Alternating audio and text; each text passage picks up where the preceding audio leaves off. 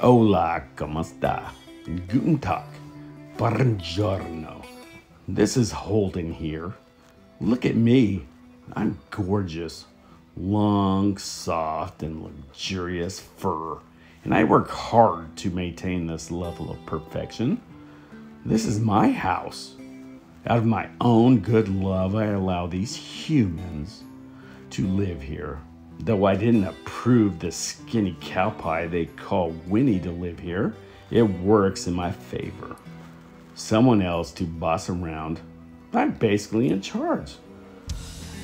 Some people even call me God. I do all the work training these humans. They even give me my private bathroom and clean it. Are you kidding me? So, you'll understand why I had to call the authorities. All my hard work and these humans are feeding feral cats? Outrageous! Those cats are filthy. Horrible manners. They carry diseases. They are so loud that they disturb my much needed sleep. Beauty sleep, that is. And they eat my wet cat food. Preposterous, I might say. Do you know how many purrs and cuddles I had to endure to get my favorite gourmet delights? And these other creatures, not even worthy to be called cats, they come and mooch off of me. Not only wet cat food, they even get bowls of milk in a clean water dish. Isn't it bad enough I have to share with that brown slobbery Winnie disaster? But it's all good. I love that brown disaster. My request is simple and direct. The feral cats must go. If they don't, I will. I fear what will happen if word gets out. Constant drive-bys, the authorities. Come on, enough is enough. You should know my bite is worse than my hiss. I'm about to take the law into my own teeth. Good night, amen, and I love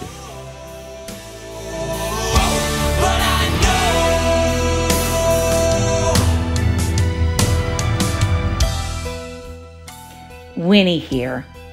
I heard Holden was on his soapbox again. I just don't understand him. How can he consider himself a good, decent cat? How can he say he's a Christian, but I would like to know that he does not pray before he eats like I do. He even calls himself a god. What a joke.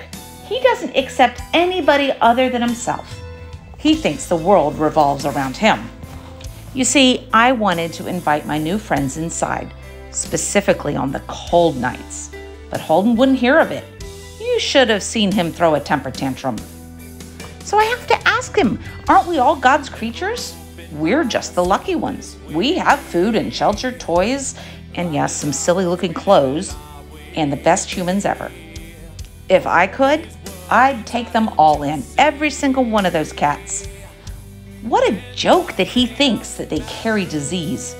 He seems to forget that I had that nasty stomach bug and had to take medicine too. And their manners? Really? Because we clean our parts, we sniff our company's parts all the time, and nobody complains about us. That might be a little hypocritical, Holden. Seriously. You said you don't want the authorities coming around anymore? Well, here's a piece of advice, Holden. Stop calling them. You know, Holden could really use some good old-fashioned sermons on hellfire and damnation. You see, because I go to church, so I know these things.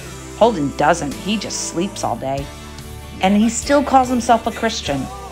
I am certain that Jesus said, "Feed the hungry, give drink to the thirsty. Visit the sick and in prison, clothe the naked, and welcome the stranger." Hello? Cats that we don't know are strangers.